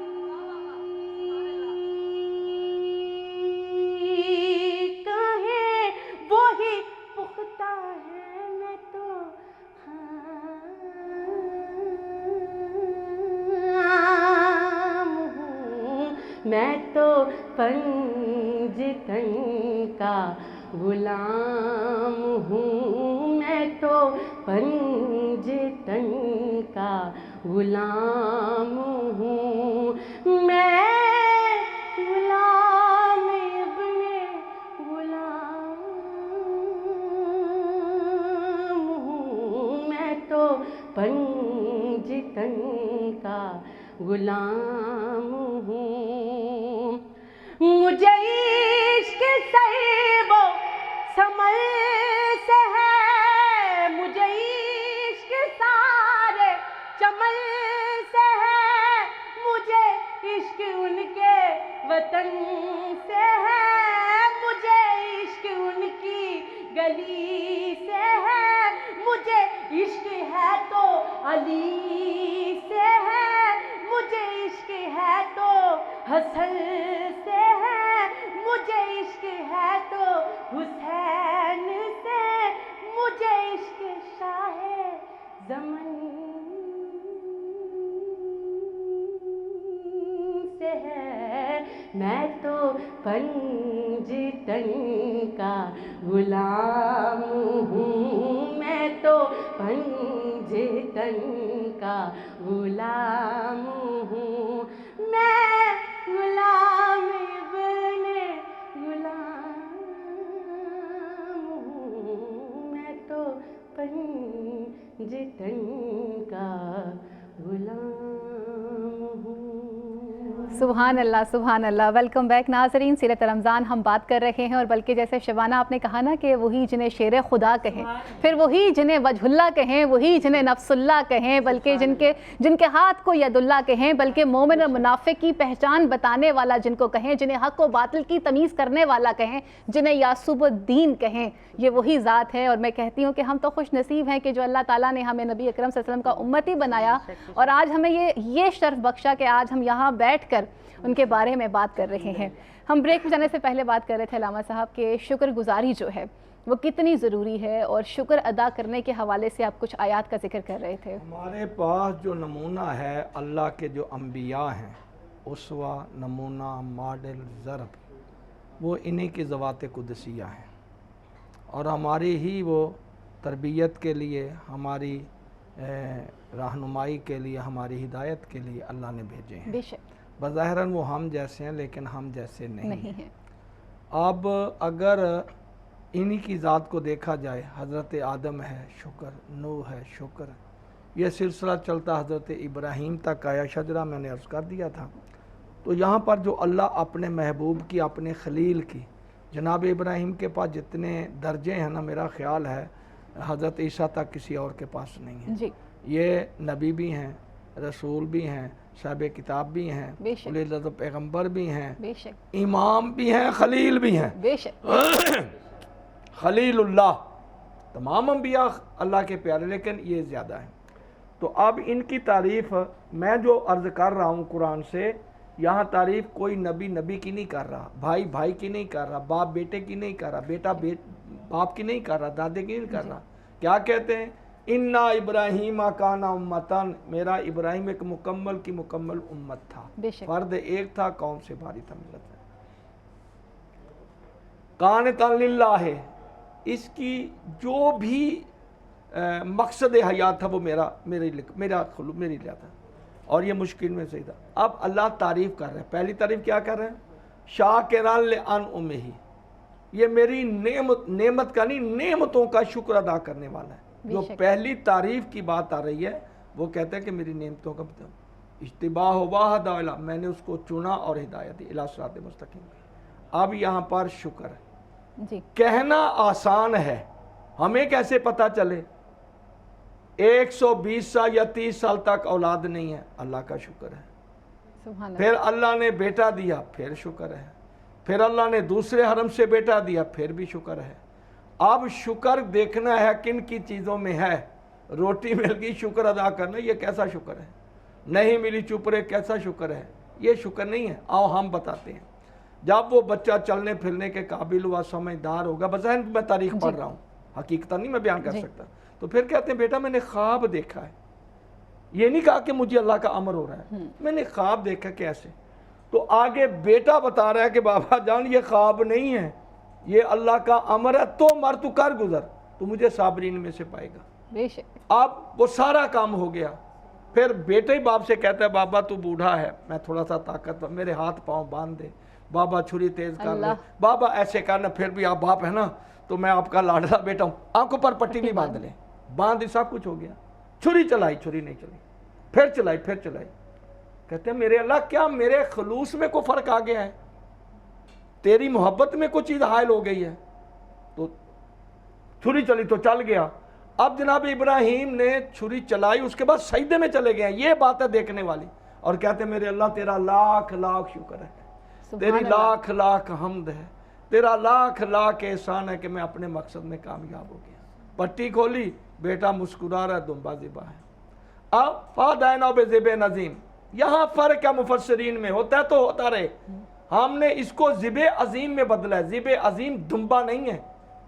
दुम्बे की बात करूंगा तो हम मुफ्ती लोग हैं। एक मुझे फोन आया तो रावी साहब मैंने 80,000 का दुम्बा खरीदा है। मैंने कहा फिर हमने ज़िबा कर दिया। मैंने कहा हो गया। कहते हैं जैसे ही वो कसाब ने उसको सार उतार कर ऐसे फेंका ना, तो वो उसकी आंखों से ना एक डेला बहर आ गया, वो शीशे का है। अब हमारी कुर्बानी का क्या बनेगा? मैंने कहा कुर्बानी हो गई है, ये उसकी खबासत है। तो बात ये है ना, तो ये चीज़ें हैं। अब जो ज़िब अज़ीम है, जो अफजल है इनसे, वो है ज़हरा का लाल, वो है करबला की तफ्ती। अब यहाँ बाप भी है, बेटा भी है, बाप भी है, बेटे भी हैं, बाप भी है, भतीजे भी हैं, बाप भी है, भतीजे अपने भांजे भी हैं, बाप भी हैं, असहाब भी हैं, बाप भी हैं, अंसार भी हैं। और ऐसे असहाब हैं, 12 असहाब हैं नबी अकरम के मैदान करबला में जो शहीद हुए हैं। तो अब सारी भाई भी हैं, दोस्त भी हैं, अजीज भी हैं। वहां सिर्फ बाप बेटा था, माँ पीछे छुप के गई थी कि मेरा प्यासा बच्चा गया, मेरा भूखा गया है करीम के पास जा रहा है। तो यहाँ सारी कायनात देख रही है। और फिर अब वहाँ सारे काम एक कुर्बानी ज़िब अज़ीम देने के बाद सुबहान अल्लाह। और फिर कहते हैं मेरे अल्लाह ये तेरी बारगाह में एक कलील सी इबादत है, छोटा सा हदिया। कितना अजीम शक्ल पैगंबर, कितना अजीम अली का पोता अली कासिम, कितना अजीम गाजी सरकार, कितना अजीम हबीब इब्न मजाहिर, कितने अजीम मुस्लिम इब्न औसिया, 107 बरस के नबी के साहब। लेकिन उसकी बारगाह में कहते हैं मेरे बुजुर्ग अंसार हैं, असहाब हैं, बेटे हैं, भतीजे हैं, भांजे हैं, भाई हैं। लेकिन तेरी मोहब्बत ऐसी है कि इसके दरमियान में ये बिल्कुल मामूली से हैं। मेरे अल्लाह तेरा लाख शुक्र है, तूने मुझे हौसला दिया, मैं हूँ इब्राहिम के दीन का वारिस। और यहाँ पर शुक्र है। अब ये तो थी ना घर मर्दों की बात। आखिरी जुमला देना चाह रहा हूँ, इसके सदका में अल्लाह आपके रोज़ों की साई को कबूल करे। तुझे रोज़े नसीब ही ना होते, ये करबला ना होती। तो अब ये जब सारे शहीद हो गए 6 माह के बच्चे तक, आ गई शरीकतुल हुसैन, जिसको कहते हैं ज़हरा की चादर की वारिस, जिसको कहते हैं ज़ैनब बाप की जीनत, जिसका नाम पाक रसूल ने खुद रखा था। अब सोचें किस हालत में आई है। ख़याम जल गए, चादरें लूट ली, माल छीन लिया, सीधी आई है भाई की लाश पे और सर भी नहीं था। यहाँ कंधे के नीचे हाथ रख कर कहते मेरे अल्लाह ये मेरी छोटी सी कुर्बानी को अपनी बड़ी बारगाह में कबूल कर। मेरे अल्लाह तेरा लाख लाख शुक्र है कि तूने हमें साबित कदम रखा। रोज़ा सब्र का दर्स देता है। वहाँ गुजरात में था, तुम आवाज़ें देने वालों आवाज़ें ना दो बल्कि सब्र करो, सब्र करते तो तुम्हारे लिए और ज़्यादा अजर था। उनको भी, नए नए लोगों को भी सब्र का दर्स है। यहाँ सब्र भी है, शुक्र भी है, नेमात भी है, हरी चीज़ें हैं। मज़ा तब आता है अल्लाह का शुक्र अदा करने का जिस तरह के हमें करबला वालों ने बताया है। तेरा रोज़ा अल्लाह कबूल करे, खुदा का शुक्र अदा कर। अतरा नहीं लोग हम मेरा रोज़ा कबूल नहीं, बल मेरे अल्लाह तूने ये शरफ बख्शा है। बल्कि जो आप बंदगी होती है ना वो आजिज़ी की तरफ लेकर चलती है। और अगर बात की जा रही है शुक्रगुजारी के हवाले से तो फिर ये बात कहना बिल्कुल बजा होगी कि जैसे नमाज के लिए अहम रुकन होता है ना सजदा, तो जो नमाज की जो महराज होती है वो सजदा होती है। तो ये साहिब महराज हैं जो सजदा भी अदा कर रहे हैं और अल्लाह का शुक्र भी अदा कर रहे हैं। यहाँ पर वक्त हुआ चलता है ब्रेक का, लाहौर और उसके मुज़ाफ़ात में अफ्तारी का वक्त हुआ चाहता है, लेकिन बाकी तमाम लोग जो हैं अपने शहरों के मुताबिक अपना अपना रोज़ा अफ्तार करेंगे। तज़किया नफ्स हम कर रहे हैं, हमारे साथ मौजूद हैं अल्लामा साहब भी। हम ब्रेक के बाद वापस आएंगे और यहीं से गुफ्तगू के सिलसिले को आगे लेकर चलेंगे। अल्लाहुम्मा सल्ली अला سيدنا ومولانا محمد اللهم صل على سيدنا. جی ویلکم بیک ناظرین، آپ کو دوبارہ سے خوش آمدید کہتے ہیں. لاہور روز کے مصافات میں تمام تر لوگوں نے اپنا اپنا روزہ افطار کر لیا ہے، لیکن باقی شہروں کے جو لوگ ہیں وہ اپنے مقامی وقت کے مطابق اپنا روزہ افطار کریں گے. سیرت رمضان ہم بات کر رہے ہیں، تزکیہ نفس کے حوالے سے اپنی اصلاح کرنا چاہتے ہیں اور جان رہے ہیں کہ احکامات خداوندی کیا ہیں، احادیث کیا کہتی ہیں حسد کے حوالے سے، غیبت کے حوالے سے اور بہتان کے حوالے سے. اس سے پہلے ہم نے غیبت اور حسد پہ بات کی ہے. مفتی بہرام صاحب، اگر ہم بہتان کے حوالے سے بات کرتے ہیں، بہتان کے حوالے سے احکامات ہمیں کافی اسٹرکٹ قسم کے نظر آتے ہیں، اور بہتان ایک ایسی چیز ہے اگر آپ ثابت نہیں کر سکتے تو یہ اس سے بھی بڑا ایک گناہ ثابت ہو جاتا ہے کہ اگر آپ کسی پہ الزام لگا رہے ہیں اور اسے ثابت نہیں کر پا رہے ہیں. اس سے پہلے کہ آپ اپنی رائے دیں، ہم نے دیکھا کہ تاریخ کے کچھ اوراق ہمیں یہ بھی بتاتی ہیں، کچھ روایات یہ بھی بتاتی ہیں کہ مسجد کوفہ میں ایک لڑکی کا واقعہ پیش کیا گیا. حضرت علی جو ہے ان کے پاس ایک مسئلہ لے کر آیا جاتا ہے اور جس عورت کے اوپر الزام لگایا جاتا ہے کہ یہ خاتون حاملہ ہیں اور ان کے حوالے سے یہ بتا رہے تھے کہ غیر شادی شدہ ہیں اور ان کو سزا دی جائے. تو اس وقت جو ہے مطلب یہ قریب ہو چکا تھا کہ قاضی بھی یہ فیصلہ سنا چکے تھے کہ اس عورت کو سزا ہو جانی چاہیے، لیکن اس وقت ہمیں یہ روایات میں یہ ملتا ہے کہ حضرت علی جو ہے انہوں نے روکا اور انہوں نے کہا کہ اس بات کا فیصلہ بہت جلد کیا جائے گا. اور لوگ جاننا چاہتے ہیں، ہر خاص و عام جاننا چاہتا ہے کہ آخر ایک ایسی خاتون کہ جس کی ظاہراً حالت یہ بتا رہی ہے کہ وہ حاملہ ہے، اس کو سزا کیوں نہیں دی جا رہی، اور ثبوت بھی یہ بتا رہا ہے کہ یہ خاتون جو ہیں وہ غیر شادی شدہ ہیں. لیکن جب ایک مقررہ وقت کے مطابق لوگوں کو بلایا جاتا ہے تو مسجد کوفہ میں لوگوں کو کچھ ایسا منظر نظر آتا ہے کہ سامنے ایک کیچڑ ہے اور اس کیچڑ کے بارے میں لوگ ایک دوسرے سے دریافت کرنا چاہ رہے ہیں کہ آیا مسجد کے صحن میں یہ کیچڑ کیوں لا کے رکھا گیا ہے. تو جب حضرت علی آتے ہیں تو ان خاتون کو جو ہے وہ اس کیچڑ میں بٹھا دیا جاتا ہے، اور جب کچھ ٹائم بعد دیکھا جاتا ہے تو اس کے پیٹ سے ایک جونک جو ہے وہ برآمد ہوتی ہے، اور وہ واقعہ وہیں پہ سب کے سامنے آشکار ہو جاتا ہے کہ یہ جو آپ الزام لگا رہے تھے کہ جو ظاہراً یہ بتا رہا تھا کہ خاتون جو ہیں وہ شاید حمل سے ہیں، لیکن اس کے پیچھے بھی کتنی بڑی لاجک تھی کہ اگر آپ کسی پہ بہتان لگا رہے ہیں یا کوئی سنگین الزام لگا رہے ہیں تو اس کی تصدیق کے حوالے سے بھی کچھ پیرامیٹرز ہمیں بتائے جا رہے ہیں. تو آپ کیا کہیں گے اس حوالے سے؟ بسم اللہ الرحمن الرحیم. سب سے بڑا گناہ یہ ہے کہ کسی بے گناہ پر الزام لگایا جائے، بہتان لگایا جائے. اور الزام لگانا اور ایسی چیز جو بہتان لگانا، پھر اس کو ثابت کرنے کے لیے گواہی کا جو معیار ہے وہ بڑا سخت ہے، اور اگر یہ گواہی یہ ثابت نہیں کر سکتا تو یہ خود سزا کا مستحق ہوگا، اس کے خلاف کارروائی کی جائے گی. تو لہٰذا اگر یہ ثابت نہ کر پائے اس طرح. اچھا، اور ایک اور چیز کہ اگر دیکھیں بہتان تب ہی لگایا جائے گا نا کہ اگر کسی کے اندر کوئی چیز نہیں، مقصد کیا ہوگا اس کو میں یہاں پھنسا دوں. اب دیکھیں ہم اگر کسی کو یا کوئی کسی کو پھنسانے کی نیت کرتا ہے اور وہ معاملہ اللہ کے سپرد کر دے اور اللہ رب العزت اس کی مدد فرمائے تو سارے مل کر بھی اس کا کچھ بگاڑ نہیں سکتے، اور اللہ جس کی مدد فرمائے اس کی مخالفت کون کر سکتا ہے. تو لہٰذا ہمیں اس بات کو ذہن نشین رکھنا چاہیے کہ جب کسی پر بہتان لگایا جاتا ہے اور وہ اللہ کے آگے فریاد رکھتا ہے تو اللہ کا عرش جو ہے وہ کانپتا ہے، اللہ کا جو عرش ہے وہ کانپتا ہے، اس کے اندر حرکت پیدا ہوتی ہے، اور اللہ رب العزت قطعاً اس کی معافی نہیں ہوگی اگر وہ اسی حال میں دنیا سے چلا جاتا ہے. آج دیکھیں بہتان لگانے کو کچھ سمجھا ہی نہیں جاتا، فوراً بغیر سوچے، بغیر سمجھے، بغیر تحقیق کیے اچھا ہم خود ہی اندازہ لگا لیتے ہیں اچھا یہ روشنی آ رہی ہے تو یہ یقیناً یہی ہوا ہوگا اور ایسا ہی ہوا ہوگا، اور بعض اوقات دیکھا جائے تو وہ تو اس کے برعکس ہوتا ہے، اس کے برخلاف ہوتا ہے. اب دیکھیں ایک بڑا خوبصورت سا واقعہ کہ کچھ لوگوں دو بندوں کی نا دوستی ہو گئی. ایک ذرا رہتا تھا گرم علاقے میں اور ایک رہتا ہے ہل اسٹیشنز کے اندر. بات چیت ہوئی، اس نے کہا جی آپ ہمارے مہمان بنیں. اچھا اب یہ جب مہمان بننے کے لیے گیا نا تو اسے کسی نے کہا، یہ جملہ بڑا عام ہے، وہ کہتے ہیں پہاڑیوں پر نا اعتبار نہیں کرتے، اعتبار نہیں کرنا چاہیے، سطح ہموار نہیں ہوتی تو بندوں کا اعتبار نہیں ہوتا. صحیح. اس نے کہا نہیں 5 fingers are not equal، تو میں جاؤں گا. الخیر ذہن کے اندر ایک چیز انجیکٹ کر دی گئی تھی، جسم میں کوئی زہر گھول دے اس کا علاج ہے، کانوں میں اگر کوئی زہر گھول دے اس کا علاج ممکن نہیں. المختصر یہ کہ وہ چلا گیا اس کی دعوت پہ، وہاں گیا، ظاہر سی بات ایک بندہ سفر کر کے گیا ہے، کوئی 10 دن 8 دن 5 دن وہ قیام کرے گا. وہ سارا وہاں ٹھہرا، کھانا وغیرہ کھایا، بڑی خندہ پیشانی سے وہ ملا. تو جو گرم علاقے سے گیا ہے نا وہ کہتا ہے میرے پیروں سے زمین نکل گئی کہ میرا میزبان مجھے کہتا ہے آپ یہاں آئے ہو تو ٹھہرنا کہاں ہے آپ نے. کہتے ہیں مجھے فوراً وہ بات ذہن میں آئی، کہتے میں نے تو کچھ نہیں کہا، میں نے کہا اب آیا ہوں، ہوٹل جتنے ہیں تو کہیں نہ کہیں تو ٹھہروں گا۔ کہتے میں ٹھہرا اور میں پتہ نہیں کیا اس کے بارے سوچتا رہا، کیا کیا میں نے کہا کہ لوگ سچ کہتے ہیں۔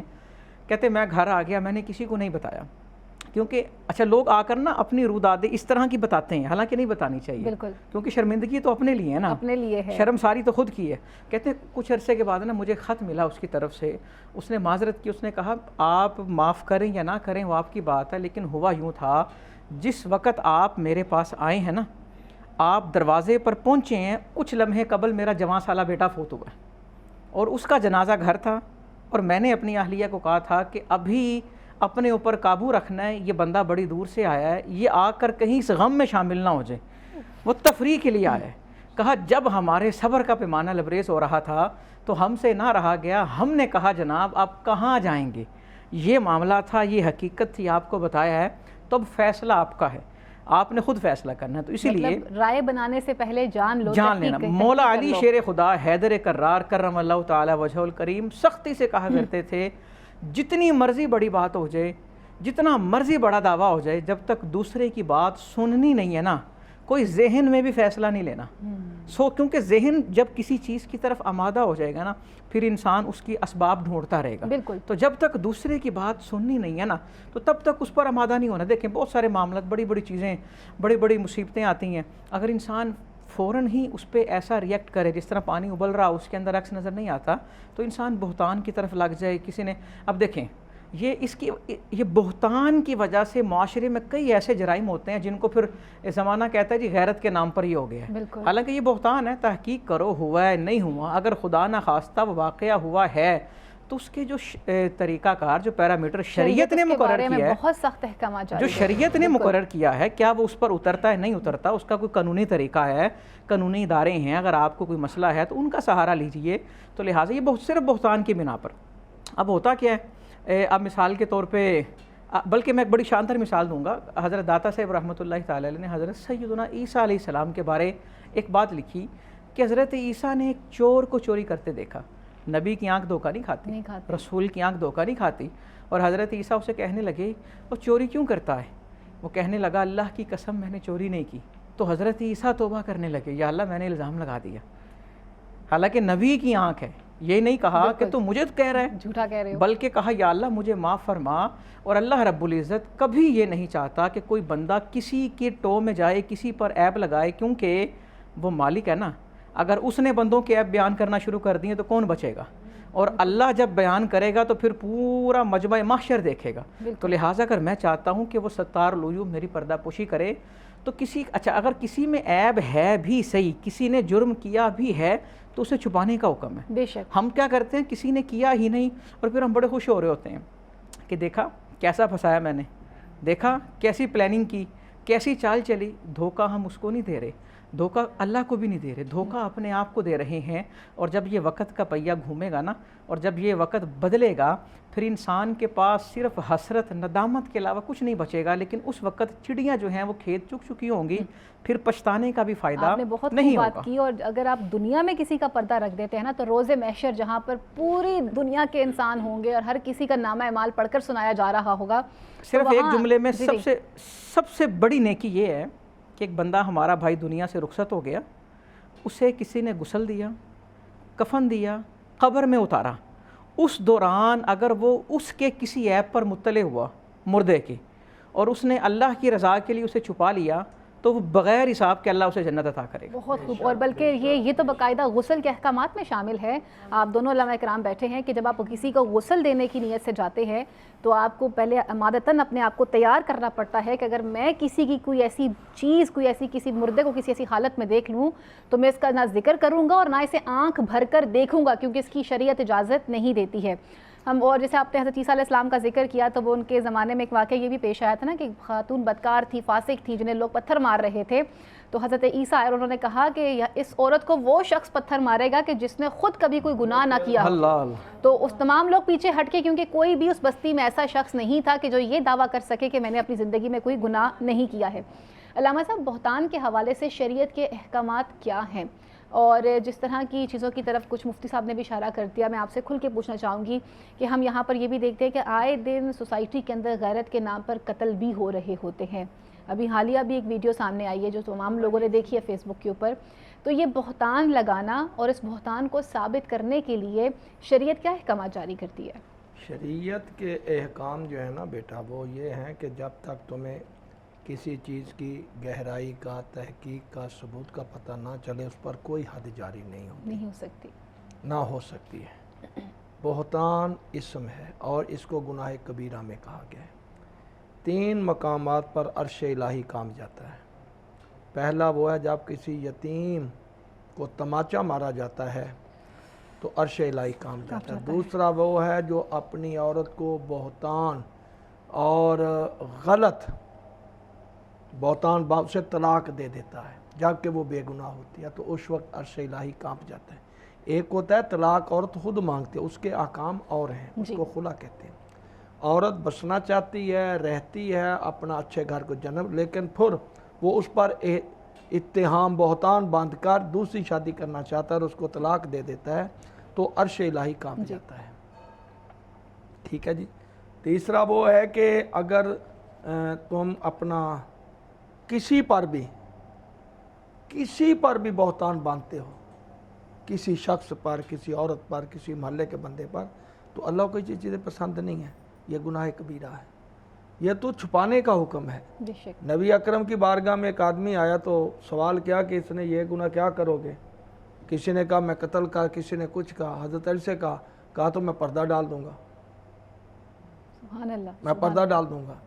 اسی طرح نبی نے فرمایا اس نے گستاخی کی نبی کی شان میں تو حضرت عمر کہتے ہیں اجازت میں اس کی گردن مار دوں، یہ کر دوں، سارے شروع ہو گئے، ٹھیک ہے جی ٹھیک ہے۔ تو جناب نے فرمایا یا علی اس کی زبان کاٹ دے۔ اس کو لے گئے، حضرت علی نے جا کر دروازہ کھولا اور کہا جتنا مال چاہیے لے لے، جتنی دولت چاہیے لے لے، یہ کریں۔ اس نے کہا میں نے یہ کیا کیا اور یہ مجھے کیا کر رہے ہیں؟ کہا یہ سب نبی کا مال ہے، اور جس کی شان میں تو کہا یہ اسی کا مال ہے، میں تو اس کا خزانچی ہوں۔ تو وہ توبہ طیب ہو گیا، آ گئے تو ایک صحابی کہتا ہے یا رسول اللہ آپ نے کہا زبان کاٹو، یہ تو آ گیا ہے، کیا کیا ہے؟ ہاں یا علی کیا؟ اس نے کہا جی وہ زبان ہی ختم ہو گئی ہے جس سے میں نے گستاخی کی تھی، سبحان اللہ، اب تو میری زبان ہی پاک ہوگی کہ میں نے تیری ذات تک کلمہ پڑھ لیا ہے، میں تیرے دین پر آ گیا ہوں۔ یہ جتنے بھی احکام الہیہ ہیں نا بیٹا، کسی بھی مکتب کے پڑھنے وہاں بینہ ہوتی ہے، وہاں گواہ ہوتے ہیں۔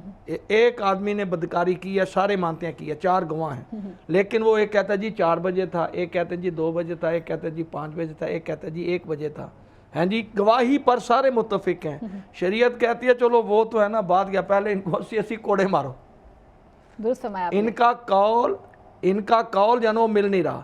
ہم یہاں کیا کرتے ہیں اس وقت اپنے معاشرے میں آ جائیں، کہاں سے شروع کریں؟ میں تو پھر بڑا پریشان ہو جاتا ہوں، بات کر کے بھی پھنس نہ جاؤں۔ عدلیہ سے شروع کریں، ریاست سے شروع کریں، حکمرانوں سے کریں، وزیروں سے کہیں، سیاستدانوں سے کہیں یہ کیا ہے۔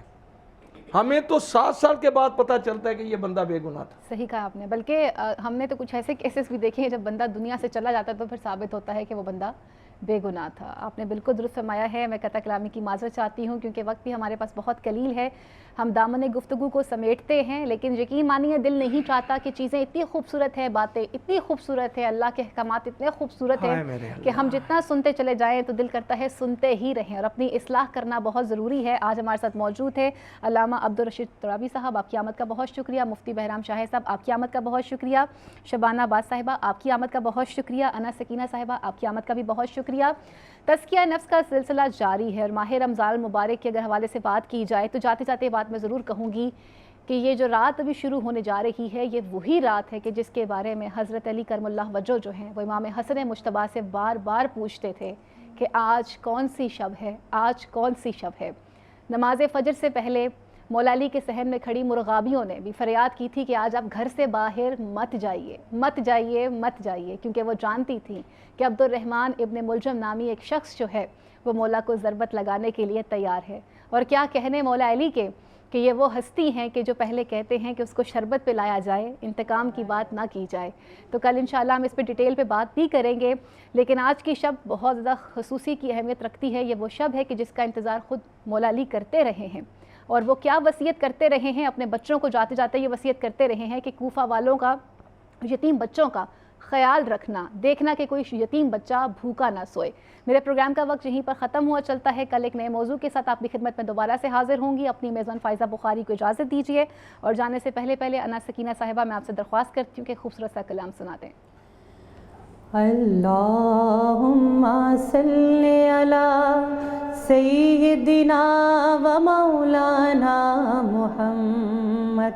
اللہم صلی علی سیدنا و مولانا محمد وعلی سیدنا علی و سیدتنا فاطمہ و سیدتنا زینب و سیدنا حسن و سیدنا حسین وعلی آلہ و صحبہ و بارک وسلم. اللہ اللہ نبی کا گھرانہ، اللہ اللہ نبی کا گھرانہ، یہ گھرانہ وراء الورا ہے. اللہ اللہ نبی کا گھرانہ، یہ گھرانہ وراء الورا ہے. اس میں حسنین ہے، فاطمہ ہے،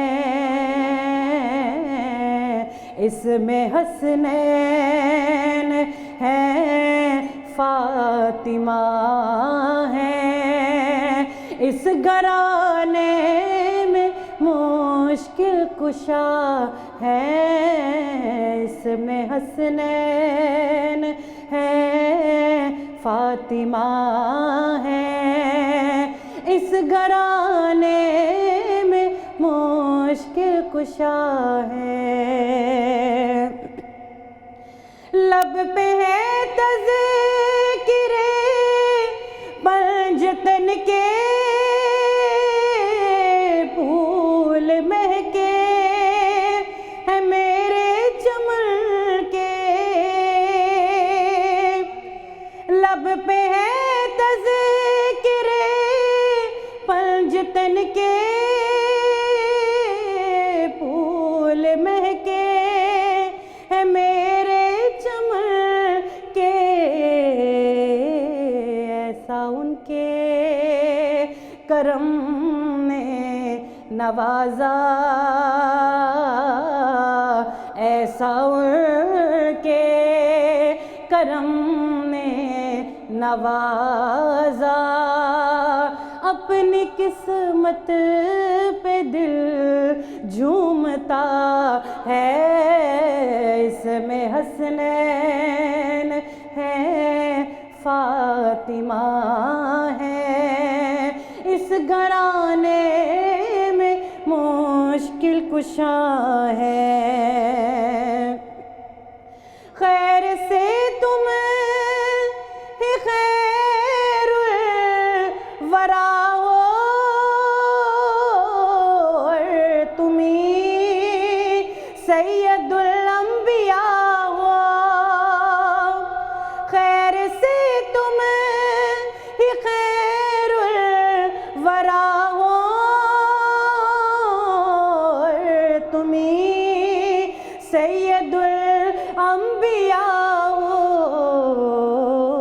کوئی تجھ سا ہوا ہے نہ ہوگا، کوئی تجھ سا ہوا ہے ہوگا، میرے رب کا یہی فیصلہ ہے، اس میں حسنین ہے، فاطمہ ہے، اس گھرانے میں مشکل کشا ہے۔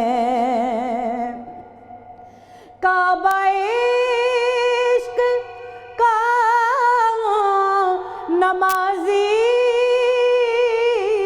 میں ہوں، ان کی عنایت پہ راضی۔ کعبہ عشق کا نمازی میں ہوں، ان کی عنایت پہ راضی۔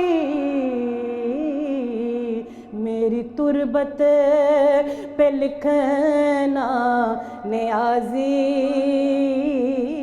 میری تربت پہ لکھنا نیازی۔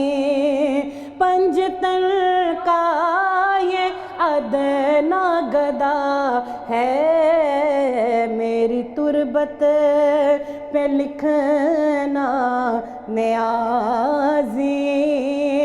پنجتن کا یہ ادنا گدا ہے، اس میں حسنین ہے، فاطمہ ہے، اس گھرانے میں مشکل کشا ہے۔ سبحان اللہ، سبحان اللہ۔ اللهم صل على سيدنا ومولانا محمد، اللهم صل على سيدنا